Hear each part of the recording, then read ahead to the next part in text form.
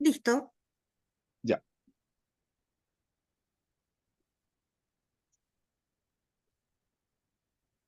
Muy bien, pues, empezamos. Buenas tardes. Eh, Hoy día tenemos nuestro segundo encuentro de nuestras jornadas por la vida siempre, organizadas por la Facultad de Humanidades de nuestra Universidad de Santiago. En la primera sesión tuvimos un bello encuentro sobre la comunidad, la experiencia comunitaria como fundamento, como uno de los fundamentos, uno de los pilares de esta afirmación de la vida en, en esta historia chilena actual, en estos 50 años que estamos rememorando, ¿no? Eh, Hoy día, nuestro segundo eje para pensar esta afirmación vital, esta afirmación, este aprecio por la vida en esta historia chilena de los últimos 50 años, es la experiencia de la niñez, los niños y niñas, los niñes. Y para ello, eh, tenemos como invitada, ¿no es cierto?, a Carolina Sandoval, una amiga nuestra de la Universidad de Santiago, exalumna nuestra, y quien va a coordinar esta sesión es Carolina García, una colega nuestra del Departamento de Historia. Y entonces la dejamos a ella para que inicie la coordinación de este encuentro. Adelante, Carola. Muchas gracias, Max. Buenas tardes a todos y todas quienes nos acompañan en este segundo encuentro de, este, de estas jornadas que la Facultad de Humanidades y el Departamento de Historia, coordinadas por el profesor Max Salinas, han denominado Por la Vida Siempre, para que nos reunamos en torno al segundo eje a partir del cual queremos conmemorar estos 50 años que ha vivido Chile desde el golpe de Estado, con el tema de la niñez, el juego y la imaginación frente al encierro doméstico y escolarizante. En este contexto de la conmemoración de los 50 años del golpe de Estado, este ciclo de conversatorios tiene por objetivo reflexionar sobre lo que ha ocurrido en nuestra sociedad, en nuestras comunidades, desde el golpe de Estado del 11 de septiembre de 1973, pero con una perspectiva distinta, ¿no? Con una reivindicación a la vida, a las formas de supervivencia, de resistencia, a través de los cuales se enfrentaron los horrores del periodo y se han ido construyendo esperanzas y espacios para el buen vivir. En esta jornada de hoy, el ciclo por la vida siempre nos invita a conversar, a discutir, a reflexionar sobre la niñez, desde los espacios de juego e imaginación con los que han contado niños, niñas y niñas, frente a una sociedad que los hace fluctuar permanentemente entre el encierro doméstico, el encierro escolarizante y desde las reformas neoliberales impuestas por la dictadura cívico-militar, también por las pulsiones del mercado. Lo primero que es importante que discutamos frente a este tema que nos convoca hoy es definir qué es lo que vamos a entender por niñez, a partir de la pregunta respecto a si niñez e infancia son lo mismo. Y la verdad es que las investigaciones que se han desarrollado en el campo académico en los últimos años nos han llevado a responder negativamente a esta pregunta. Es decir, infancia y niñez no son lo mismo. La infancia es más bien una construcción social, una representación que construyen las sociedades respecto a lo que se supone deberían ser y hacer los niños y las niñas en un determinado contexto sociohistórico. En tanto que la niñez la podemos entender más bien como las experiencias vitales que niños y niñas tienen a partir de lo que se ha definido como infancia en estos contextos sociohistóricos. En sociedades tan desiguales y segregadas como la chilena, sería más bien pertinente hablar de niñeces, ya que estas experiencias vitales están estrechamente vinculadas con las condiciones socioculturales que presentan niños y niñas en los distintos o en las distintas realidades que componen nuestro país. Ahora, que nos hemos hecho frente a este tema y que es propio de quienes nos dedicamos al mundo de la historia, ¿no? Es preguntarnos si los niños y las niñas son protagonistas de la historia. Y la verdad es que los niños y las niñas siempre han estado presentes en los episodios históricos, aunque desde el mundo adulto hemos tenido la tendencia a no verles, ¿no? Eh, a que parezcan imperceptibles, muchas veces incluso a que sean un elemento más del paisaje, un elemento más del contexto que se estudia, pero no abordarlos como protagonistas de los procesos históricos. Y cuando han tendido a visibilizarse, cuando nos hemos volteado a ver a estos niños en general, lo hemos hecho a través de los ojos del mundo adulto, como hijos de, nietos de, hermanos o hermanas, menores de edad, alguien que debe ser protegido o protegida, pero no como constructores de su propio destino, de su propia vida, de sus propias subjetividades. Son muy pocos los estudios que en general han buscado ver a las niñeces desde sus propios ojos, desde su propia subjetividad, desde su propia visión de la realidad, que a veces pareciera ser contradictoria porque tiende a deformar las representaciones que el mundo adulto tiene de la verdad. Los niños y las niñas, particularmente, que vivieron y se desarrollaron durante el periodo de la dictadura cívico-militar, han tendido a ser bastante más estudiados que otros niños y niñas que existieron o que se desarrollaron en otros periodos históricos, pero fundamentalmente desde la perspectiva de las víctimas, ¿no? Son amplios los estudios que han estado vinculados a los organismos defensores de los derechos humanos, a las comisiones de reparación que se han conformado en nuestro país y que han buscado eh, identificar a estos niños y niñas que fueron víctimas de la represión política, de secuestros, encarcelamientos, torturas, asesinatos e incluso desapariciones forzadas. Otra perspectiva que ha focalizado su interés en los niños y en las niñas ha tendido a verlos como testigos de la historia, es decir, portadores de una experiencia y de una verdad que nos permite comprender más complejamente los fenómenos históricos, pero siempre como alguien que puede entregar un testimonio sobre algo que han definido otras personas y que no ha sido construido por ellos y por ellas. Ahora, desde que retornamos a la democracia, la verdad es que se han hecho esfuerzos importantes por ampliar la concepción sobre la infancia y sobre las niñeces, avanzar hacia un reconocimiento de los niños y niñas como sujetos y sujetas de derechos, derechos que deben ser garantizados por el Estado y la sociedad en su conjunto.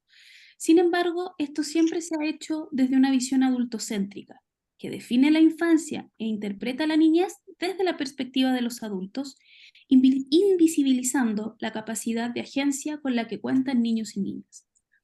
Son pocas las investigaciones que han reconocido a los niños y niñas como protagonistas de la historia, de la sociedad e incluso de sus propias vidas, como constructores y constructoras de subjetividades, significados, contextos y culturas, dejando el estudio de la niñez siempre en un segundo plano. Es decir, que no hemos sido capaces de considerar las experiencias vitales de cómo ellos y ellas significan lo que ha implicado ser niño o niña durante la dictadura cívico-militar, durante la transición a la democracia y también en la sociedad actual. En síntesis, cómo se ha vivido la infancia durante estos últimos 50 años. Lo que hemos podido ir indagando, reconociendo, es que durante la dictadura cívico-militar, la década de los 70, de los 80, la niñez fluctuaba entre dos polos, ¿no? Entre la experiencia del hogar y una experiencia escolar autoritaria, que imponía cabellos cortos, bien peinados, el uso de un uniforme obligatorio impecablemente presentado, actos cívicos cada lunes en honor a algún héroe patrio, himnos nacionales en posición de firme e izamientos solemnes de la bandera comprendida como el símbolo máximo del patriotismo nacional, de la conformación de bandas de guerra y brigadas escolares que buscaban imponer el orden y la disciplina militar dentro del espacio escolar. También una experiencia educativa marcada por clases monótonas, centradas en el dictado, la memorización, la repetición, en las que se privilegiaba la formación del espíritu patrio y la identidad nacional, y se prohibía hablar de política, tomar decisiones de forma democrática o participar de cualquier tipo de organización estudiantil. Sin embargo, estas experiencias escolares tenían una particularidad: eran breves en términos temporales. Solo duraban medio día de la vida de niños y niñas. Y luego venía la tarde o la mañana, dependiendo en qué jornada asistían. Espacios de tiempo libre que se vivían de diferentes formas porque existen distintos tipos de niñeces, jugando en la plaza o en el barrio, con los amigos, ayudando con los quehaceres del hogar y en algunos casos también acompañando a las madres, abuelas y hermanas en la visita a los familiares detenidos o en la búsqueda incansable de los que no se sabía dónde estaban. Pese a ello, quienes fuimos niños y niñas en la dictadura, recordamos que existía tiempo para jugar, tiempo para desarrollar nuestra imaginación, porque no teníamos el acceso ilimitado a la tecnología y los medios de comunicación que existe hoy día, y por lo tanto, el crear mundos propios era algo que experimentábamos tanto como una necesidad y como un estímulo. Desde el retorno a la democracia, la consolidación del modelo neoliberal que impuso la dictadura cívico-militar y su penetración profunda en las distintas esferas de la sociedad comenzó a generar cambios profundos tanto en la infancia como en la niñez. El consumismo definió a la infancia ya no solo como un grupo especial que requiere cuidados y protección, sino que además transformó a niños y niñas en un grupo de consumo, en protagonistas del mercado, en el objeto principal de la publicidad. El acceso cada vez más masivo a la tecnología y el Internet, sobre todo en los sectores urbanos, comenzó a recluir a las niñeces en sus casas, reemplazando los juegos en la cuadra, en la plaza o en el parque con los vecinos del barrio, por la conformación de comunidades virtuales con las que muchas veces se interactúa sin siquiera saber con quién estamos conversando. Al mismo tiempo, han generado nuevos espacios de comunicación entre niños y niñas, interacción y participación que cuestionan los modelos tradicionales de participación y han ido imponiendo en el espacio social nuevos temas de interés donde el cuidado medioambiental, el respeto por la diversidad y la equidad de género son cada vez más relevantes. En lo que respecta a la experiencia escolar, ya no se impone este modelo disciplinante de la dictadura. Hoy día abundan cada vez más en las salas de clase los cabellos de colores, de distintos largos, los piercing, los diferentes modelos y diseños de uniforme, cuando de plano no se ha eliminado ya el uniforme. Asimismo, se han recuperado espacios de participación y organización estudiantil, aunque la participación en general genera poca adhesión por parte de las niñeces, especialmente de los sectores más desfavorecidos, de los sectores populares. Sin embargo, la escuela sigue siendo un espacio jerárquico, con un modelo educativo basado en la estandarización y la efectividad, y a diferencia de lo que ocurría en los años de la dictadura, con una jornada escolar larga, completa, que tiene a niños y niñas más de 8 horas al día en la escuela, estudiando una serie de contenidos descontextualizados. Ya no están las bandas de guerras ni las brigadas escolares, pero sí los ensayos CIMSE y las largas horas de preparación para estas evaluaciones. Aunque las metodologías son mucho más dinámicas y activas, siguen siendo ciegas frente a la diversidad y el impacto interseccional que las condiciones socioculturales tienen en el aprendizaje de niños y niñas. Estas condiciones, además, bajo un discurso meritocrático y que se construye sobre la falacia de la igualdad de oportunidades, nos busca imponer la idea de que el éxito escolar es para cualquiera, pero no es para todos, sino para los niños y niñas que se esfuerzan, generando muchas veces frustración, desilusión en el estudiantado, que pese a creer que le pone todas sus ganas y sus fuerzas, no logra obtener los premios que el mercado y la sociedad prometen, generando que la experiencia escolar carezca cada vez más de sentido para la construcción de los proyectos y las experiencias personales. De esta forma, el sobreconsumo, el reinado de las tecnologías y las redes sociales, y de una estancia larga, agotadora y muchas veces monótona en la sala de clases, ha provocado que los espacios para el juego y desarrollar la imaginación y la creatividad queden cada vez más relegados. Paradójicamente, en una era donde los niños y las niñas, principalmente que viven en las ciudades, tienen un acceso masivo a la información, al Internet, a decenas de plataformas de streaming, redes sociales, juegos en línea, donde tienen una multiplicidad de cosas por hacer respecto a quienes fuimos niños en la década del 80, por ejemplo, dicen sentirse mucho más aburridos que los niños que fuimos antes. Es por ello que en este espacio queremos invitarles a conversar y a reflexionar de qué manera podemos promover en este escenario social el desarrollo de niñeces donde el juego y la imaginación no solo estén presentes, sino que se puedan fortalecer cada vez más. Para ello, hemos invitado el día de hoy a compartir su experiencia a la profesora Carolina Sandoval Azócar. Carolina es egresada de la carrera de Pedagogía en Historia y Ciencias Sociales de nuestro departamento. Es miembro de la comunidad mapuche Huilliche Quilacagüín. Fue finalista el año 2021 del Global Teacher Prize, que es el premio Nobel de la enseñanza, y además es coordinadora territorial del proyecto de vinculación con el medio, que desde nuestro departamento coordina el profesor Rafael Chavarría, Futa Tragún, Huiñoitupe, Cuifi, Zungun, Quilacagüín, Mapumo. Asimismo, ha sido reconocida por la Facultad de Humanidades como egresada de excelencia en la categoría del impacto territorial comunitario. Carolina, agradecemos hoy día tu presencia aquí y te damos la palabra para que nos compartas tu perspectiva sobre el tema que hoy nos convoca. Mari Mari Moncotaimun, Mari Mari Pulamuen, Mari Mari Pu Kemeltufu, Capu Chilcatú, Coinche, Carolina Sandoval, Azócar, Tapiñén, Mapuche Molfuñén, Tañi Cupan, Quilmahue Mapumó, Tayeun, Tañi Folil, Fallantu, Ñimoñén, Quilacagüín Mapumó, Eulacu Sauquén, Universidad de los Lagos Mo, Eulá Mulepan, Chauracagüín Mapumó. Ayuculi Tañipiuque, Acun Feitashi Traftún, Feitashi Kimaltugún, Ayuculi Tañipiuque, por encontrarnos aquí en este espacio, en este encuentro por la vida. Les comentaba y les hacía un pichi chalín, un pichi pentucún, que es como una práctica que nosotros siempre tenemos en nuestra mapu, en nuestro territorio, donde les comentaba que en estos momentos estoy acá en la ciudad de Osorno. Me trasladé hasta acá para poder conectarme porque yo vivo a 30 kilómetros de acá, en el campo, en mi comunidad.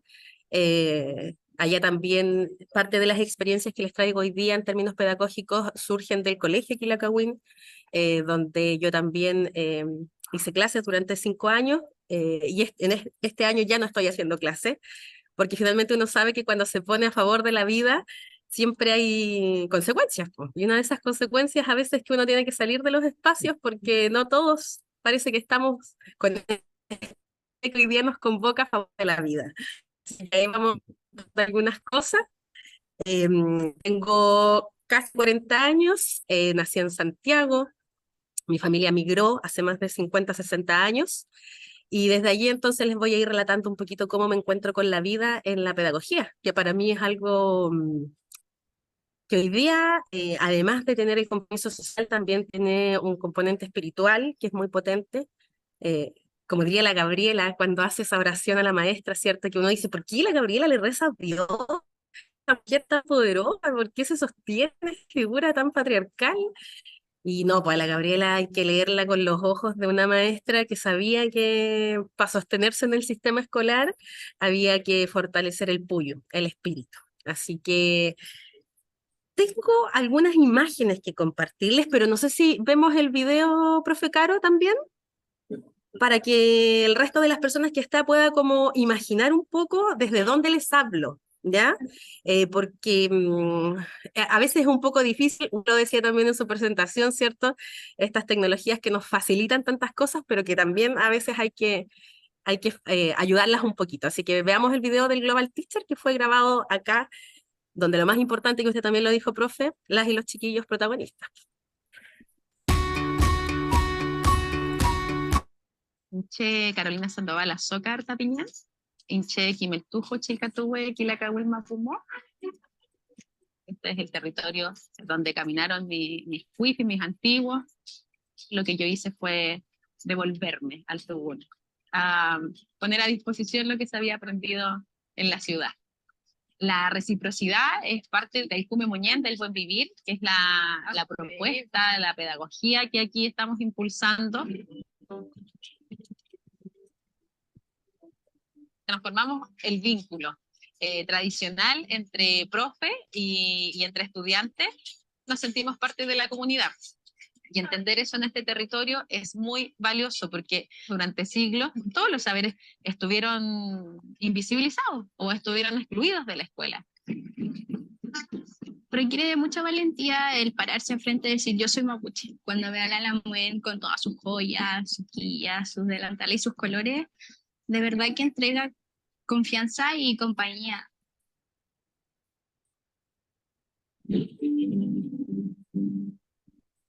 Cuando una como profe tiene la posibilidad de generar los espacios para que sean esos saberes los que aparezcan en la escuela a través de lo que las y los estudiantes se pueden enseñar a ti, eso es muy potente y eso es reciprocidad. Cuando uno estudia pedagogía, muchas veces te dicen que hay que innovar, innovar, innovar, innovar. Acá con nuestras chiquillas que son campesinas, que son mapuches, nos hemos dado cuenta que la innovación aquí es la conservación. Si queremos sostenernos en este mundo, miremos hacia atrás, miremos al origen, porque tenemos mucho que aprender.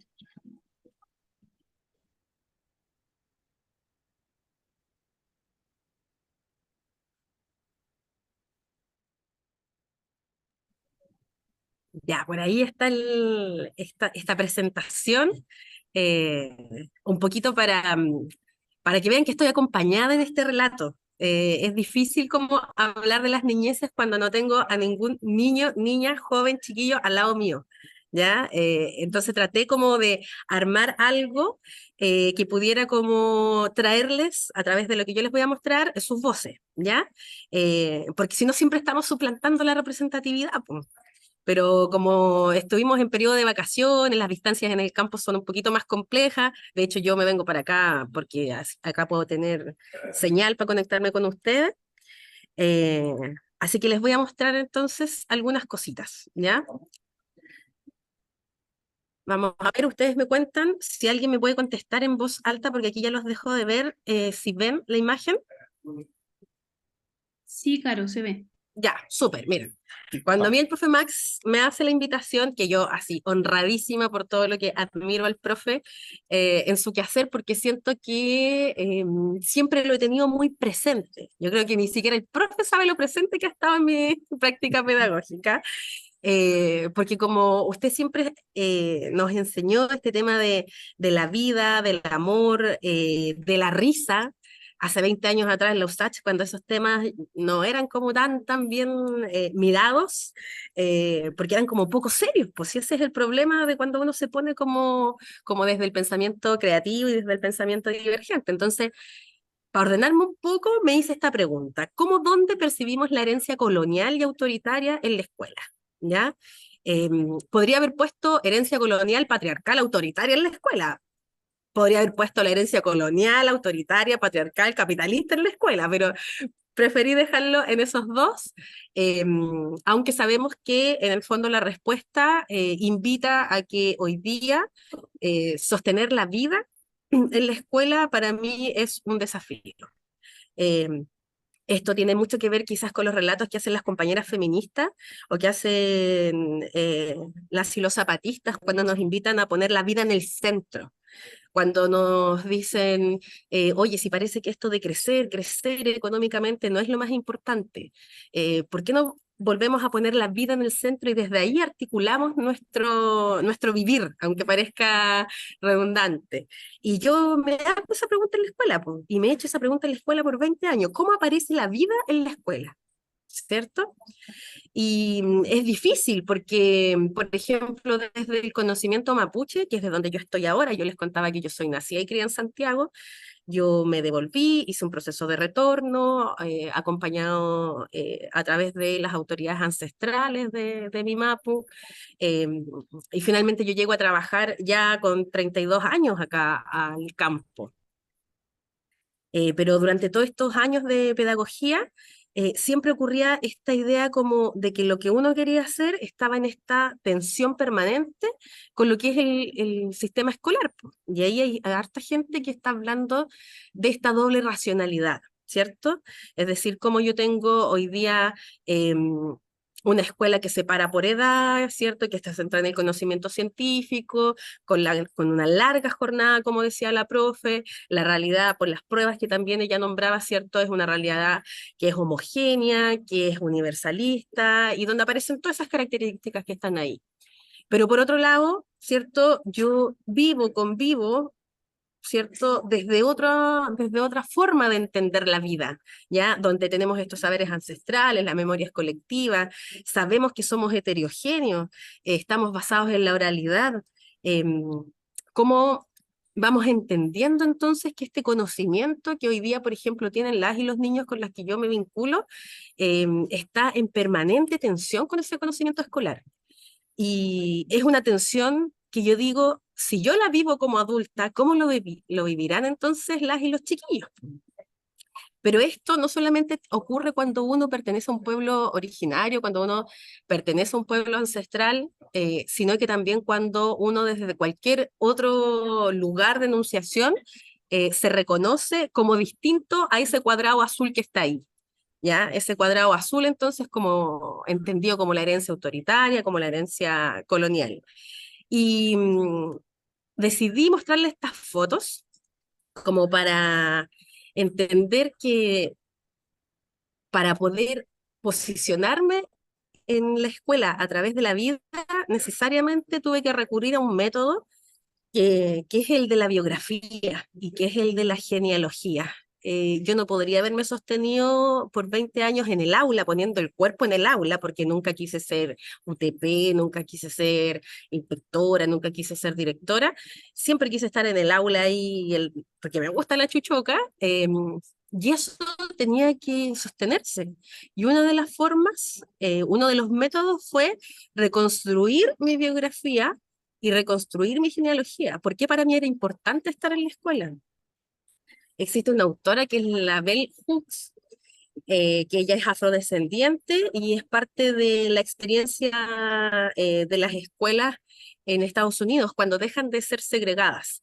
Y ella nos convoca y nos invita y nos dice, escriban su biografía, porque tenemos cosas que decir que la historia con H grande no dice, no cuenta. Entonces, ¿cómo nosotras pasamos por la escuela? ¿Cómo nosotras habitamos estos cuerpos? Y yo no tengo muy buenos recuerdos de la escuela, pues. Ahí, bueno, en la foto donde estoy en la carrera, estoy acá en el campo en Quilmahue, y en la otra foto estoy en Cerro Navia, pues. Entonces siempre como desde los espacios que han sido bien marginados por la sociedad, como pobres, como campesinos, como indígenas, ¿cierto? Y llego a esta escuela que me había maltratado harto, físicamente en términos de los estereotipos, de mis rasgos, de mi cuerpo, ¿cierto? Y que tengo historias así, casi como de terror, como yo recuerdo que una profe en segundo básico, en esa foto que ustedes ven ahí, hicieron como una obra de la colonia, y todas mis compañeritas fueron damas antiguas, y yo no puedo ser dama antigua, a mí me pusieron de esclava, porque en el año 89 yo parece que era como lo más cercano a algo negro. Yo me imagino que ese rollo se tiene que haber pasado a la profe. Yo creo que por eso me volví profe también y me convertí en esto, que ustedes pueden ver. No sé qué pasó, pero han pasado muchas décadas, casi 4, en que subvertí ese sistema autoritario, ese sistema de discriminación. Ahí estoy en una actividad en el campo, en un personaje que cree que era un cuentacuento. Todo eso yo me lo construyo, me lo hago así, pero solamente con la intención de que mi presencia en la escuela haga que la escuela sea más vivible y más habitable para las y los chiquillos, porque yo no lo pasé tiempo, ¿ya? Entonces, un poquito el cómo llego finalmente a transformarme en esta profe tiene que ver con una actitud, que les traje aquí algunas imágenes, eh, de juego, pero no el juego como algo didáctico, no el juego como un momento dentro de una clase, no el juego como algo que yo planifico, ¿cierto? E inserto en mi secuencia didáctica, sino que el juego como actitud de vida. Y si el juego es actitud de vida, es porque el amor es actitud de vida. Y si el juego y el amor es actitud de vida dentro de la escuela, entonces la confianza es actitud de vida. Entonces, si ustedes pueden ver ahí en esas fotos, por ejemplo, ahí hay como una especie como de diablo, como de carnaval, tienen como sus caras pintadas, eso fue en Santiago. Ahí creamos un carnaval bien potente en el año 2014, 16, hacíamos montajes bacanes, la Negra Estela, la Pérgola de las Flores, pero cuestiones así, 150 cabros en escena. De hecho, en esa ocasión del carnaval no tuvimos público, porque estábamos todos dentro del carnaval. Y ahí uno dice, wow, lo logramos, así como tuvimos que buscar gente que nos pudiera ver, porque estábamos todas ahí. Y esa foto también la puse porque otra de las cosas que yo he podido establecer como método para sostenerme, así como la genealogía, la biografía, la alegría, la creatividad, el trabajo voluntario.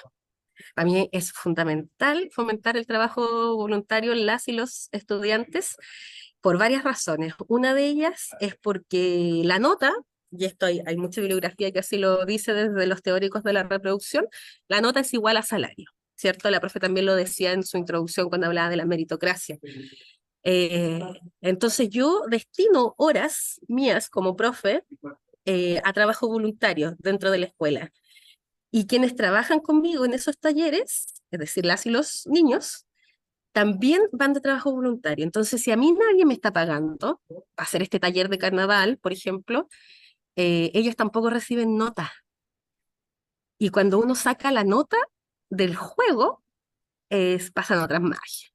Es otro nivel de compromiso, es otra forma de relacionarse.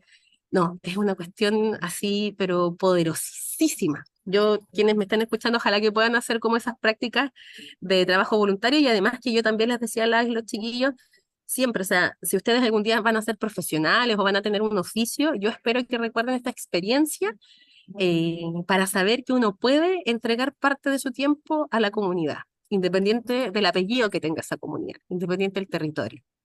Así que por eso les traje esa foto de cuando estaba en Santiago. Y acá en el campo también he trabajado con el mismo sistema de trabajo voluntario en varias ocasiones. Bueno, ahí abajo, no sé si ven un pollo azul que está disfrazado, soy yo, por la que está dentro. ¿Y por qué se los muestro? Porque además que eso a mí me permite reírme en la escuela también, porque se me aburriría un montón en los consejos de profe, las reuniones de equipo de gestión y todo, es porque un poco como decía la Gabriela, o a veces me gusta tomarme del profe Humberto Maturana, es en el cotidiano y en el ejemplo donde se transforman las relaciones.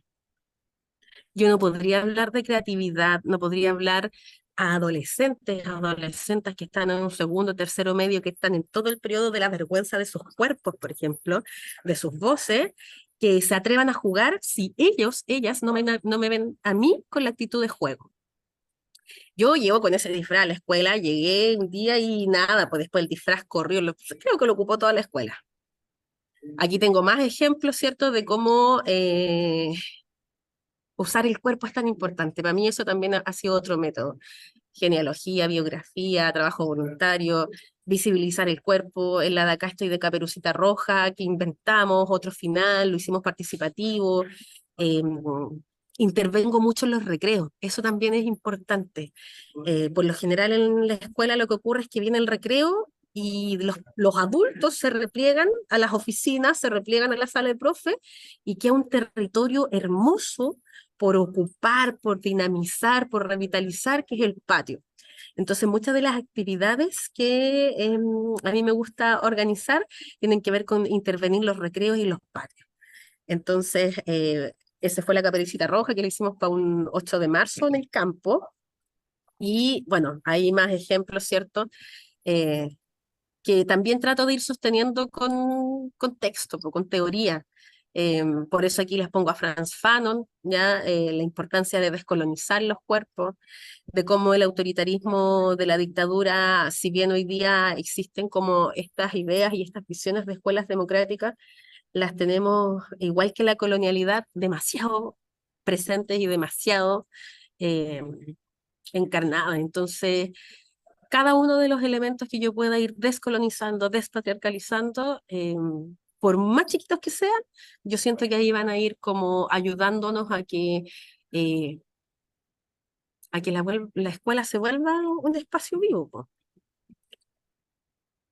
Ejemplo también que les puedo contar, este que se llama En el patio sin permiso, porque en el campo también, imagínense, nosotros estamos súper como aislados de la ciudad y de todo, eh, al punto de que durante la pandemia el modelo fue asincrónico, es decir, no tuvimos clases por Zoom. eh, Salíamos a repartir guías, los profes que vivíamos en el campo, que éramos como 4, eh, pero después cuando volvimos con un curso, haciendo como este juego constituyente que estaba como en el aire, ¿cierto? Armamos equipos, construimos leyes, votamos esas leyes, y la única ley que aprobó ese curso fue que se podía salir al baño sin levantar la mano y sin pedirle permiso a la profe. Y fue una experiencia bacana, muy bacana. Jamás alguien no volvió, porque es la confianza lo que sostiene.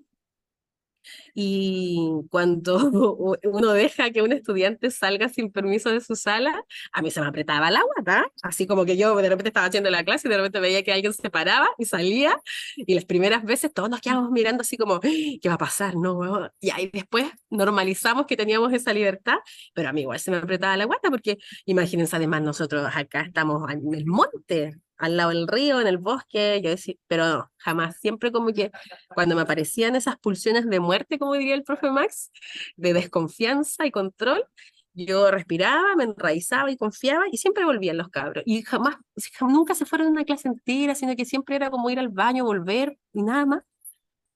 Pero entre medio, como digo yo, la pedagogía de la clandestinidad, porque el vínculo de que no nos pille la inspectora general, de que no nos pille el profe de no sé qué, y eso es divertido, eso es divertido, pero además genera otros niveles de participación, otros niveles de compromiso. ¿Cómo voy en el tiempo?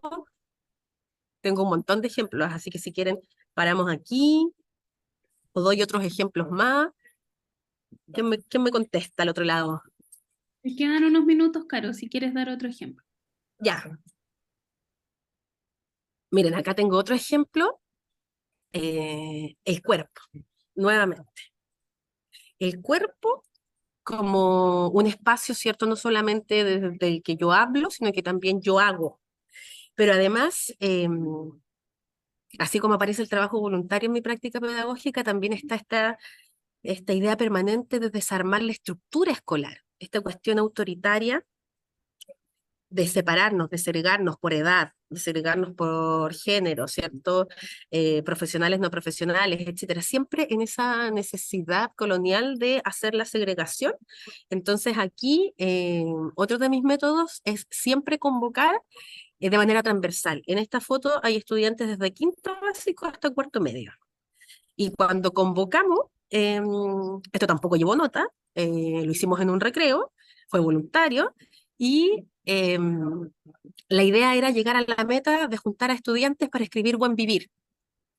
Y tuvimos más estudiantes, entonces como nos sobraron estudiantes, hicimos ese sol que ya está ahí atrás. Y una de esas que está tirada por ahí en el suelo, obvia que soy yo. Si uno tiene que predicar y practicar. Aquí otra actividad, por ejemplo, que tiene que ver con cómo ocupamos el patio en las escuelas, ¿ya? Cuando uno pasa por las escuelas y están en clase, es tan fúnebre el silencio de los patios, es una cuestión, no sé, yo creo que solo los que hemos estado en las escuelas podríamos como reconocer ese vientecito así de desolación. Entonces, ¿cómo yo hago que estos cuerpos se vuelvan protagonistas, pero que además nos volvamos visibles en el aprendizaje? Cualquiera que entre a la escuela en ese momento, que pase por el patio, va a ver que estamos ahí siendo protagonistas de lo que estamos haciendo, ¿cierto? Y eso significa mover sillas, como ustedes ven ahí. ¿Ustedes saben lo que es que un curso adolescente saque 20 sillas de una sala? Por lo menos se demoran 20 minutos, ¿ya? Pero aún así se hace, se sostiene, práctica constante, cotidiana, y se van haciendo las transformaciones. Aquí también coloqué como algunos textos que de repente también después podemos compartir, el cuerpo, el territorio, como una forma que a mí, desde el vestir, desde el caminar, desde el hacerme visible cuando voy vestida mapuche, por ejemplo, ¿cierto? Es muy potente, porque finalmente eso es lo que les queda a las chiquillas, a los chiquillos. En el video de Global Teacher, la Ali, que la Ali ya salió de la escuela, eh, dice que finalmente ella lo que más como que resalta de mí es cuando me ve llegar vestida de mapuche. Y uno como adulto a veces tiene cuestiones en la cabeza que son como, tengo que preparar la clase, tengo que citar esto, que la fuente histórica, en mi caso como profe de historia, o los documentos del ministerio, bla, bla, bla, bla, y nada de eso existe en la mente de las y los niños, sino que lo que existe es que te ven. Entonces, ahí el cuerpo como territorio. Acá otro ejemplo, y aquí esto lo pude negociar después que salí Global Teacher la primera vez en el 2020, ahí quedé entre las 20. Entonces, además esto es una escuela misional, ojo con eso.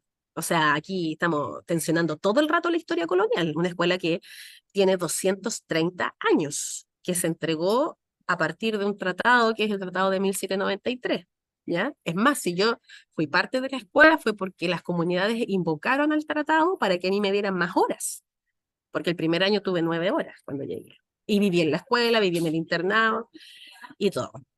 Bueno, pero cuando ya pude como tener una pega que me sostenía más a través del Global Teacher y de otros proyectos y premios que fuimos ganando, eh, fui a negociar con la fundación, fui a negociar como con la gente ahí encargada en esta tradición de Iglesia Católica y me dijeron, ya, profe, ya, ¿qué quiere? ¿Qué quiere? Y le dije, un ranchito en el patio. Y en un ranchito es una práctica cotidiana. O sea, yo recuerdo a mi bisabuela que contaba siempre que cuando venían los tiempos de cosecha, se iban, se arranchaban en las cosechas, ¿cierto? Se llevan las ollas, los canastos, todo, payillatún, olla, canasto, huetipanto, olla, canasto, porque estamos acostumbrados a movernos así. Y se construían con las ramas, po. En este caso ahí el ranchito, ustedes ven que ya está un poquito más moderno, pero, por ejemplo, ahí estamos haciendo harina tostada y la harina tostada la hacemos en un recreo. No separamos el momento del aprendizaje. Por eso ahí anoté esa frase, estar haciendo en el convivir cotidiano. Y acá, otras imágenes, ¿cierto? Y miren, esta la puse porque, miren, imagínense lo que es para nosotras como comunidad, como territorio, acompañando a las autoridades ancestrales, para mis cuifis, para mis antiguos, tener estas imágenes, la primera es del 2017 y la segunda es del 2021. Ahí estamos entrando al bosque nativo, en la segunda imagen. Cuando lo que existe de memoria en el territorio y en esa escuela es esto, la imagen del cepo. Nosotros tenemos mucha memoria oral en el territorio acerca de lo que ocurría con la gente que llegaba a la escuela, que se les cortaban las trenzas. A nuestra gente, estamos hablando de nuestras abuelas, ¿cierto? De lo difícil que era el internado como un espacio de disciplinamiento social. Imagínense, yo hablaba con mi madrina que tiene 75 años y, y ella la iban a dejar a la misión en marzo y volvía a su casa en julio. O sea, eran niñeces que durante siglos estuvieron a disposición de ese proyecto civilizatorio. Entonces, claro, cuando uno después tiene la posibilidad de hacer esto, no sé, yo así como que me siento honrada de poder acompañar a las y los chiquillos por lo menos un ratito en su paso por la escuela. El internado todavía existe, podríamos hablar 1 hora acerca del tema, pero después lo podemos como ir quizás profundizando. Aquí coloqué como otros textos que también siempre van acompañando esta propuesta, porque finalmente cuando uno se pone en este lugar de la vida y de estas pedagogías, nos sirve mucho mirarse en los documentos del Ministerio de Educación y tampoco sirve mucho mirarse en el paradigma reflexivo, que puede ser muy crítico y muy poderoso en un montón de cuestiones, o el paradigma ciudadano, que también tiene un montón de cosas que nos pueden aportar, pero yo siento que hay que tensionar aún más. Y por eso busco en otros lados. ¿ya? Y que tienen que ver con cuestiones que son más estructurales aún. Incluso hacernos la pregunta qué sentido tiene hoy día seguir en la escuela. Así que, de hecho, por eso ahí les puse como algunas otras pedagogías, la pedagogía del compromiso, la pedagogía de la esperanza, ¿cierto? La pedagogía de la ternura, que sostienen de mejor manera estas prácticas antiautoritarias, ¿ya? Eh, o que nos permiten de mejor manera recomponernos en esa herencia que nos dejó el golpe, ¿ya? Aquí ejemplos, ¿cierto? Este tema como de trabajar en círculo, que se ve algo tan simple y tan sencillo, nuevamente tiene una potencia súper, súper potente cuando es un círculo verdadero, porque también hay mucha metodología que dice ya, y ahora armen un círculo. Pero cuando se ve solamente desde lo didáctico y sin la potencia que tiene en términos epistemológicos, históricos, etcétera, eh, entonces eso es muy bacán. Aquí tengo otro ejemplo de cómo desarmar los cursos. Este es el proyecto que decía la profe, que está vinculado a la universidad. Por ejemplo, ahí ustedes ven unos mapas. Hay una línea azul que yo tracé ahí en la pizarra, que es el río Rahue. Y fíjense que esos dibujos que están ahí fueron realizados por estudiantes entre séptimo y cuarto medio, pero ahí no nos organizamos por curso tampoco, sino que nos organizamos por sector geográfico. Ya, los que vivían más cerca de Osorno trabajaron juntos. Los que vivían en el sector de Coquimbo, Lincura, por ejemplo, que aparece ahí en el segundo mapa. Los que viven ya casi llegando al mar, que son los de Currimahuida, Cofalmo. Y logras que después ellas, cuando están en el patio, se saluden porque resulta que ya se conectaron desde otro lugar. Bueno, este proyecto también fue sin nota, también es trabajo voluntario. Y este proyecto es muy bonito porque aquí también participaron las autoridades ancestrales. Entonces, en esta cuestión como antiautoritaria, lo que yo digo es, la comunidad tiene que desbordar la escuela. La vida en la escuela tiene que ser la vida de la comunidad. Tiene que volverse tan cotidiano como sea posible. Entonces, para mí es muy potente cuando, por ejemplo, vamos con la machi, vamos con el cacique, entramos con las ñañas, y estamos ahí en la escuela y somos parte de la escuela. Aunque la escuela no siempre nos mira bien, porque no puedo romantizarlo todo. Pero ahí es donde nosotros decimos, bueno, aquí nosotros tenemos un derecho histórico de estar, ¿cierto? Y de acompañar a nuestros niños y nuestras niñas. Por eso entramos a la escuela. Yo hoy día, como les digo, ya no trabajo en la escuela, pero sí entro permanentemente como parte de la comunidad. De hecho, somos parte del consejo escolar. Y lo último, lo que decía la profe también, que me encantó cuando ella decía o repasaba este tema de la historiografía y que de partida y los niños, los jóvenes están como poco estudiados, entre comillas, pero cuando aparecen, no aparecen como protagonistas. Y la potencia de este proyecto es que ellos y ellas se transformaron en activadores de memoria. Aquí instalamos un mini buzón en el patio del colegio y llegaron 18 cartas de estudiantes que quisieron ser parte de este proyecto, de diferentes cursos. Aquí hay ejemplos, ¿ciertos?, de esas cartas que se recibieron. Y aquí hay ejemplos de algunos de los resultados, porque finalmente cada uno de ellos se transformó en un activador de memoria, tenían su libreta, visitábamos a la machi, después llegaban a escribir, íbamos o recibíamos al cacique con una de las ñañas, hacíamos nucham, escuchábamos, tomábamos mudai, comíamos sopaipilla, después volvíamos a las libretas a escribir, ellos escribiendo una historia en un territorio donde el proyecto y el enclave civilizatorio es evidente, ¿ya? Y este dibujo lo puse también por la simpleza, porque a veces, nuevamente, cuando la Ali en el video de Global Teacher dice, y cuando la veo llegar a la profe con sus delantales, sus colores, y eso es, po, si la vida es simple.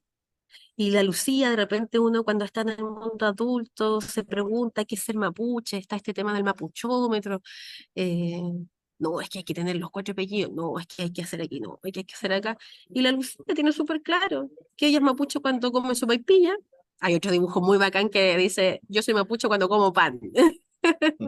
Cuando me tiro en el pasto y miro el cielo, soy mapuche, ¿cierto? Pucha, tengo un montón de cuestiones que les podría mostrar, pero para terminar, yo creo que esto podría ser importante, porque creo que dentro de todo esto que yo les he tratado de relatar,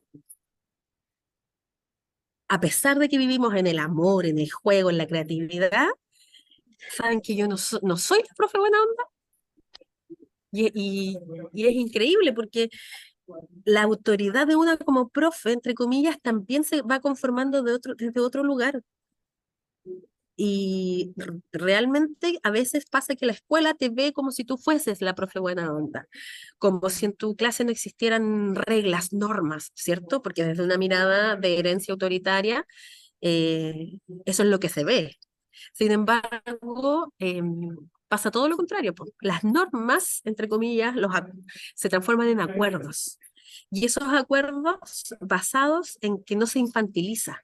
A pesar de que podemos jugar todo el día, tenemos una actitud de juego permanente, tenemos una actitud reflexiva, creativa permanente, y sin embargo, jamás se infantiliza a las y los niños. Por eso aquí una de mis pegas ha sido que ellos puedan aparecer en la prensa local. ¿Ya? Y ellos, obviamente gestiono todo, llama al diario, ya, profe Caro, ¿qué quiere? Oigan, miren, entrevistemos a los chiquillos, y las chiquillas ahí dan su opinión, y los citan, y aparecen sus nombres, y yo después vengo a Sorno el domingo, compro los diarios, llego el lunes, los reparto en la escuela. O sea, no es tan infantilizado. Y eso también es muy mapuche. Es muy propio, por ejemplo, de cuando a los niños en el campo se le entregan animalitos para criar. Es súper común que ellos críen su chancho, que se le entreguen un corderito, y son de ellos, o sea, ellos son los responsables de ese chanchito, de ese corderito. En las ceremonias también, ellos asumen roles de yancana, de ayudante, de cona, de ayecafe. Se les entrega un rol, no se les infantiliza. Y en ese no infantilizar, entonces ellos están en todo el derecho, pero también el deber de transformarse en mensajeros de lo que están haciendo, ¿sí?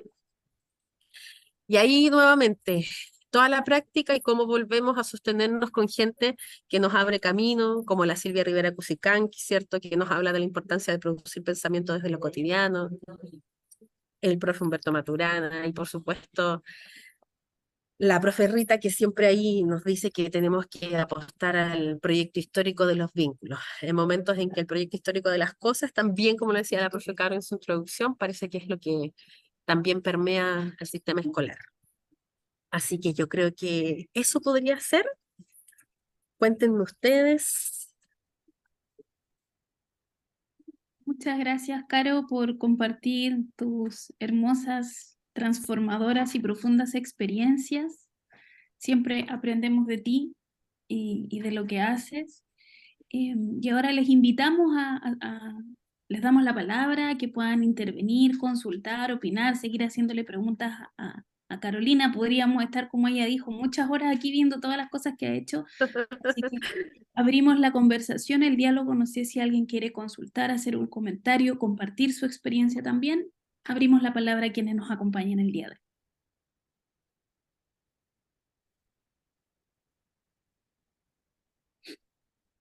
No, están silentes.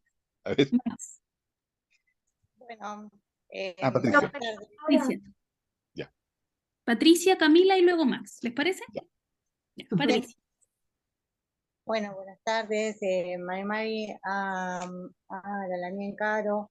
La verdad es que Ani escucharla María, es ya. un poco pensar que comparto esa forma, ¿no? Que ella cuenta. Y también pensaba en cuánto de difícil es vivir en la urbanidad, estar vinculada a la institución como es mi caso, y lograr sostener eh,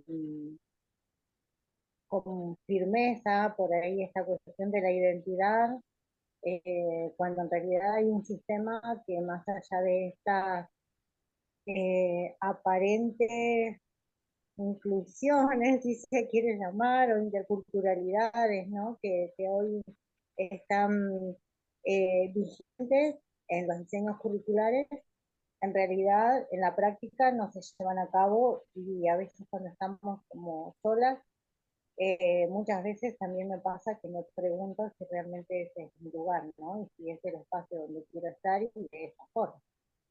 Por ahí hacer ese comentario, digamos, sintiendo que me identifico bastante con lo que la dan en cuenta.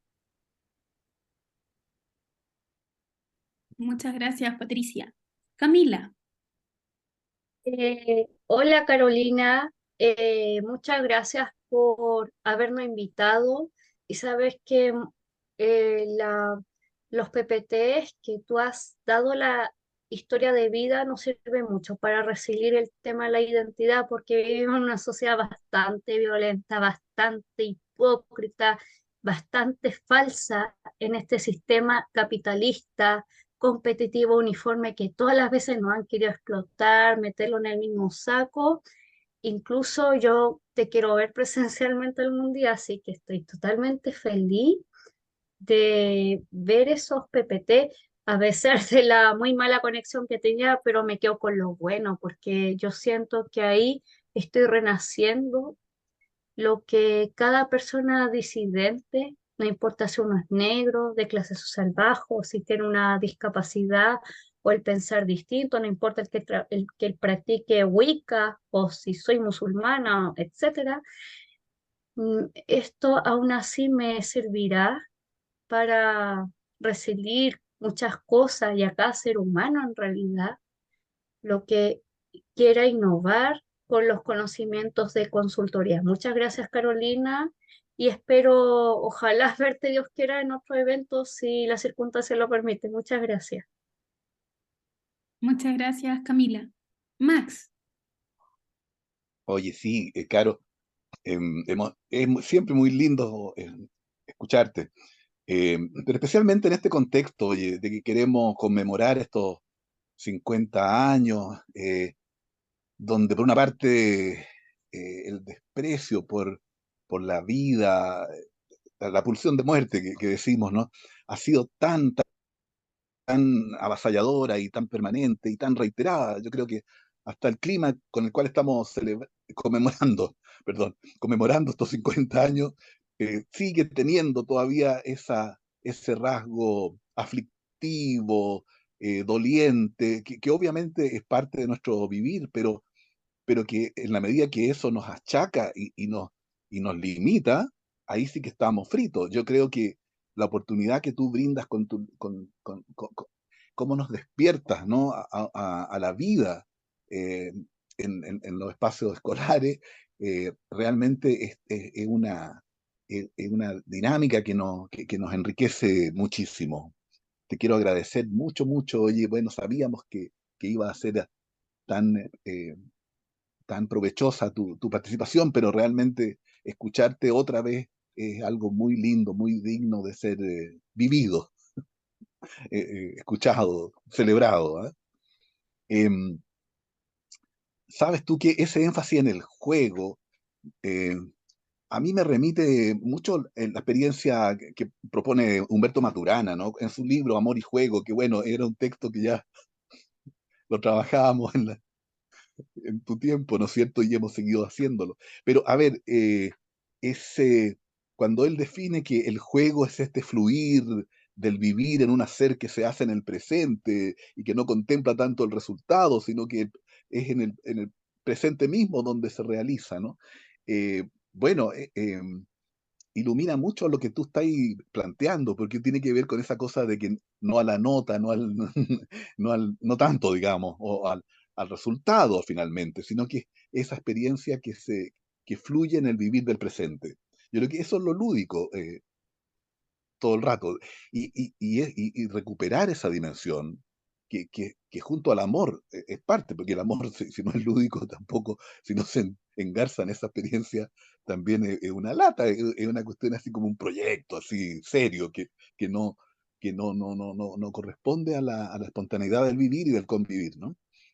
Así que me gustó, quería hacerte esa correlación eh, con esa experiencia que Maturana que privilegió tanto, ¿no? Que era la cosa lúdica y que tiene que ver con el bienestar también, lo asocia al bienestar, a, a lo acogedor.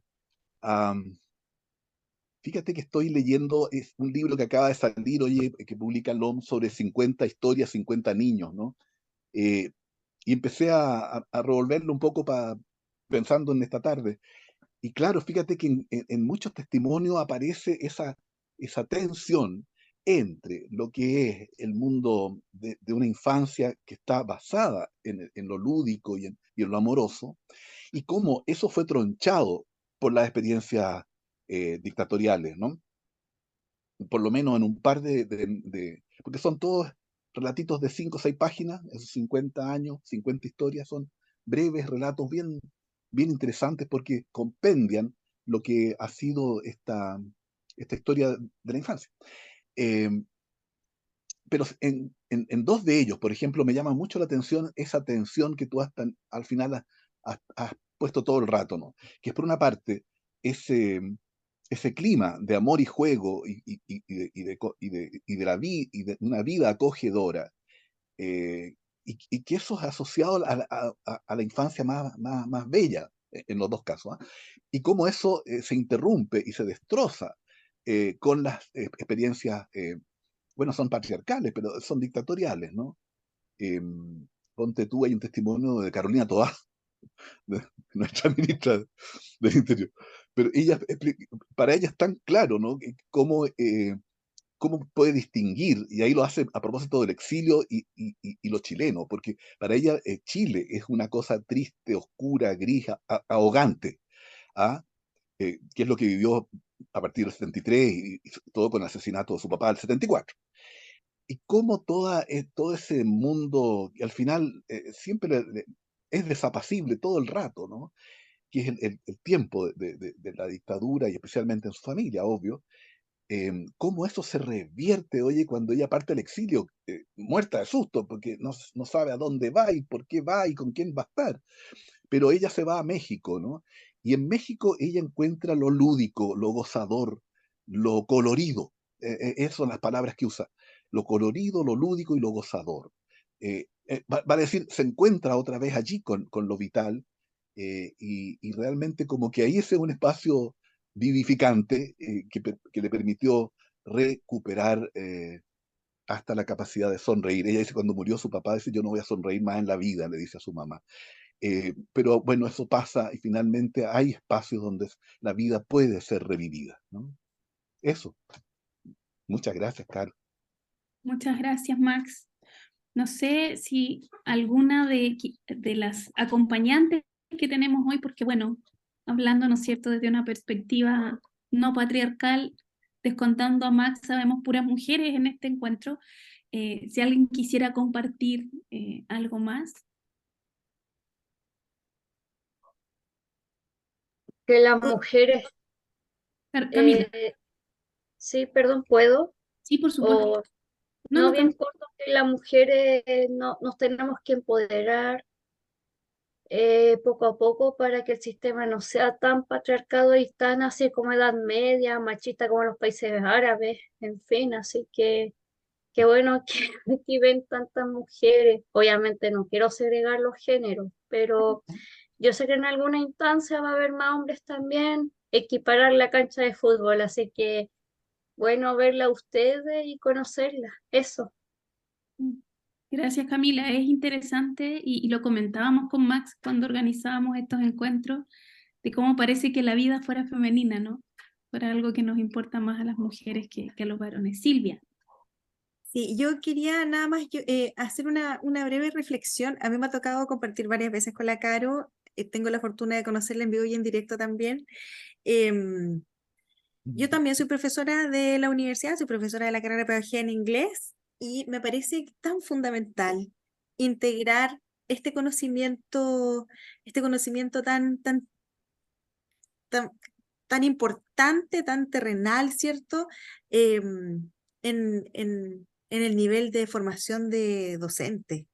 Yo encuentro que eso es tremendamente importante. Me parece que hay que hacer una especie de llamado a volver al origen también. De repente a los profes se nos olvida, nosotros entramos en esta dinámica de los trabajos, las notas y es todo un cuento que también, bueno, pasa en los colegios también, pero acá en la universidad y estando tan lejos lo decíamos la semana pasada, de poner los pies en la tierra, cuando uno los tiene en cemento todo el día es difícil reconectarse.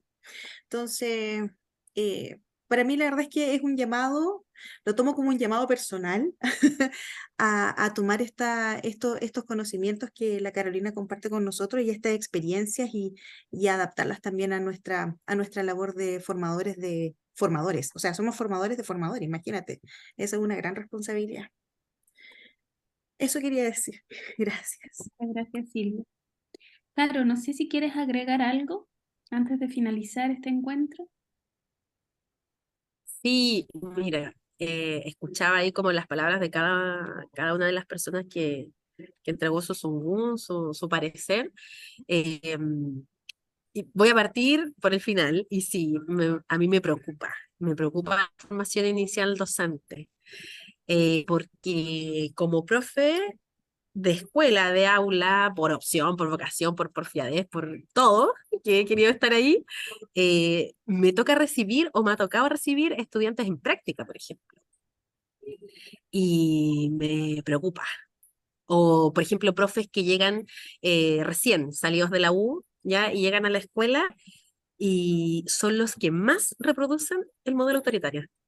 Yo le daba harta vuelta a esa cuestión. Yo me acuerdo que a mí me tocó hacer mi práctica en el liceo de aplicación el año de la Revolución Pingüina.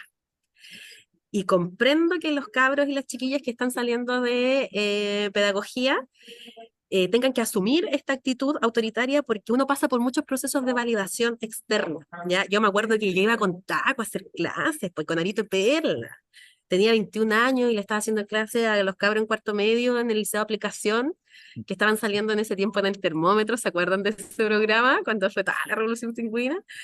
Y claro, pues, necesitaba elementos para validarme, usaba delantal, mi pelo siempre como arreglado, tomado, entrar a la sala profe era terrible.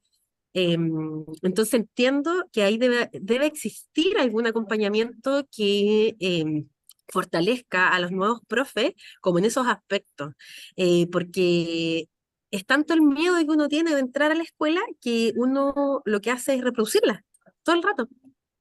Y eso es súper complejo, porque claro, yo afortunadamente sabía que eso era como un momento. Yo sabía que eso lo tenía que hacer. Por eso no me devolví al campo al tiro. Yo dije, me voy a devolver al campo cuando yo sienta que tengo las herramientas para poder sostener mi vida en la escuela.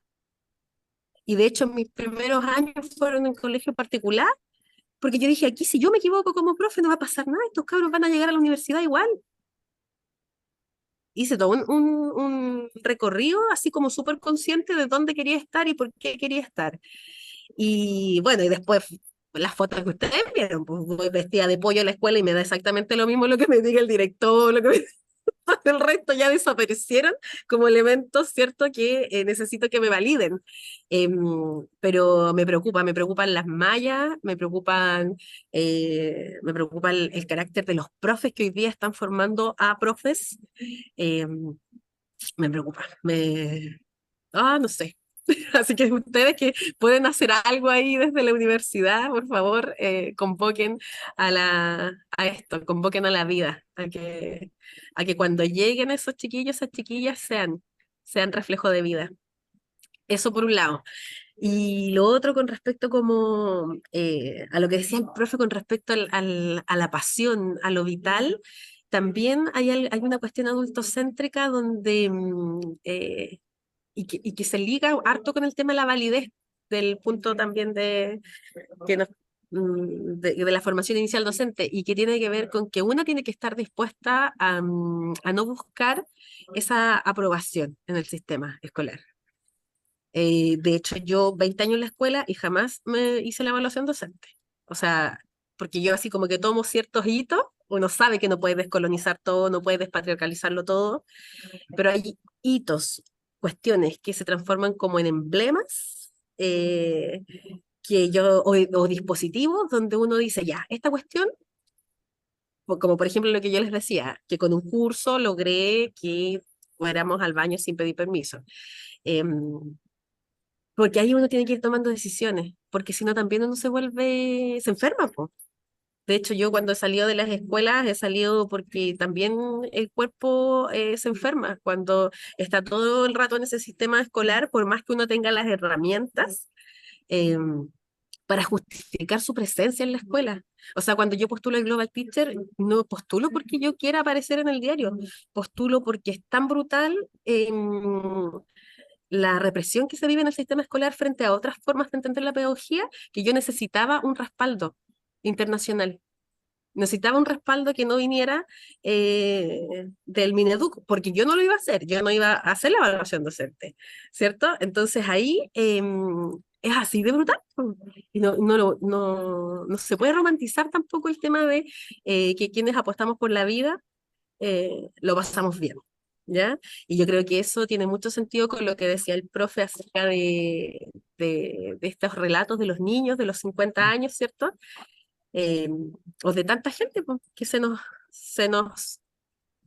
quitó, se nos arrebató, porque era pura gente que quería la vida y que estaba por el amor y que finalmente sabemos que hay consecuencias. Entonces, eso también, y los chiquillos que ya son profes sepan que en el romantizar la pedagogía también es un tema.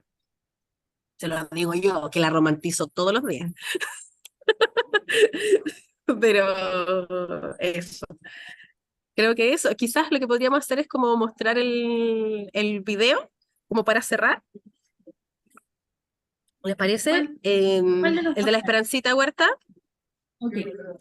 porque miren, les quiero, ya para cerrar, como yo les decía, no tuvimos la posibilidad nosotros de tener Zoom, cosa que para mí fue genial, porque fue así como desescolarizar todo, ¿ya? Y volverme como a este tema de investigar mucho el Kimeltugún, es decir, la educación que pasa en casa, ¿ya? En nuestro mundo campesino, en nuestro mundo mapuche. Entonces, frente a esta narrativa docente de que las y los niños no estaban haciendo nada en casa, que las y los niños no hacían las guías, que las y los niños, que las y los niños, que es como la queja permanente del sistema escolar, donde siempre los niños tienen la culpa, cuando en realidad los niños son los que tienen que adecuarse a 6, 7 adultos que entran en sus vidas cada una hora a hacerles clases, ¿cachai? Yo soy la profe Caro siempre. Yo de 8 de la tarde a 5 de la tarde, o sea, de 8 de la mañana a 5 de la tarde soy la misma profe Caro. Pero las y los niños se tienen que adecuar en cada bloque al adulto que llega. Y no somos capaces de ver eso. Entonces, en ese contexto de esa narrativa de echarle la culpa siempre a los niños, yo dije, no, aquí hay que ir a grabar a los niños a sus casas eh, y que nos muestren lo que están haciendo, porque están aprendiendo. Así que ahí aparece la ruta de Esperancita, que es un poco lo que les quiero compartir ahora. Así que, profe, hay dos. Son muy cortitos porque los distribuíamos por WhatsApp. Sí, espérenme un poquito. Bueno, y eso también tiene otro, porque cuando uno apuesta por la vida es la profe Chasquilla también, po. Ojalá que en la formación inicial docente les enseñaran teatro, a tocar guitarra. Si cuando uno llega a la escuela, siempre se necesita el profe que toque guitarra para los actos, y ahí es donde se construye la confianza con los estudiantes. Aquí está, Caro. Vamos con Ya. Esperancita. Mari.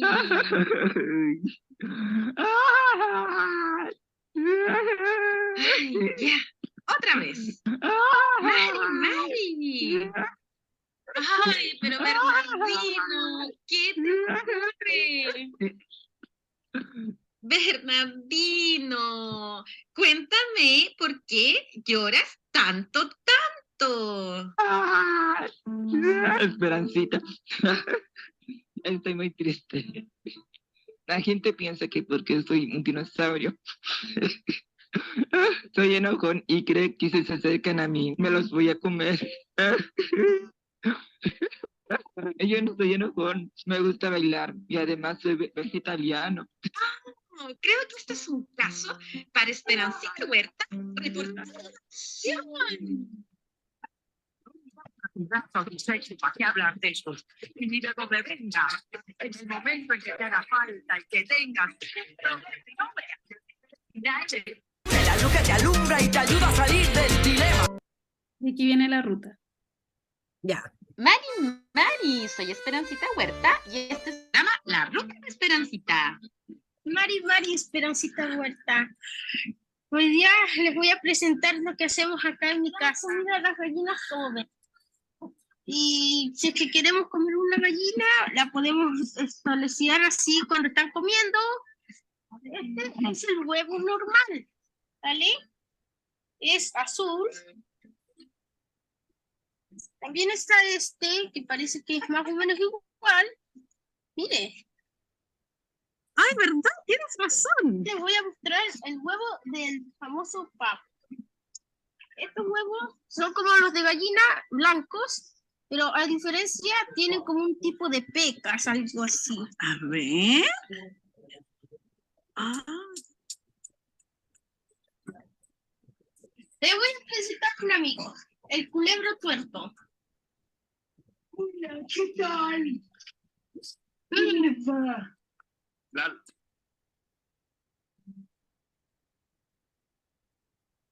Yo tengo que darle comida a los tantos, ver si están bien, desparasitarlos. Yo de aquí podemos hacer un rico asado. Vengan, entren.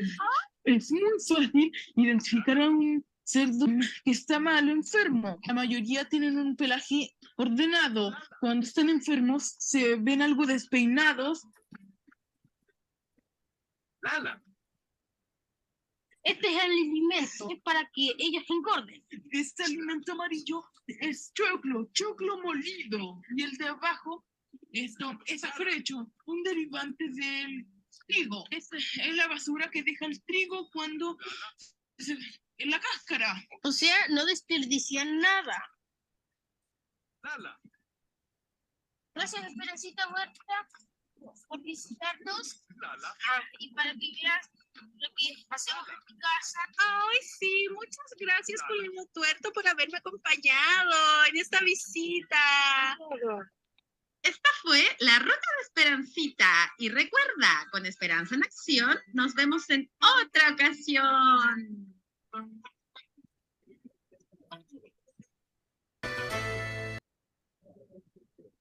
Ahí estaba la ruta. Ahí está la Esperancita, que en el fondo